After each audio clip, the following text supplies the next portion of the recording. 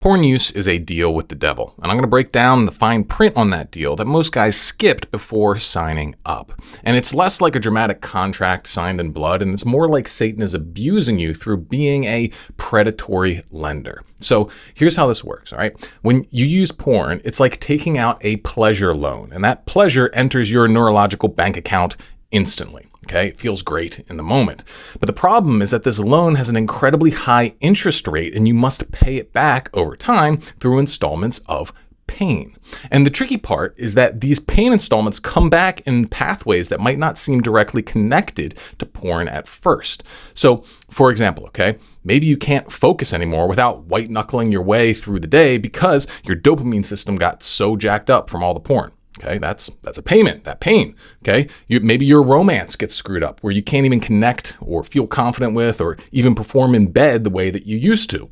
That's another payment. Okay, maybe you have a consistent low-grade sense that you're not living the life that God actually put you on this earth to live, and that there's a man that you were meant to become, and you keep watching him recede into the rearview mirror. All right, that's a payment too, and that's probably the most expensive one. And here's where the trap really closes on a guy. Okay, so imagine you're starting to feel the pain of all this porn use, right? The easiest thing in the world is to just take out another loan to escape that pain, right? So life feels worse because of the porn use. So then you use porn to numb out that feeling. And your relationships are off. So you retreat further into fantasy that's making you incapable of the real relationships, right? You're not paying down the debt. You're not doing the work to make things better. And all the while, you're just accruing more and more debt from the loan shark of Satan. Luckily, you can break free from this debt just like you can get out of real debt, but you can't just stop borrowing. You have to start paying that debt down when you rebuild, right?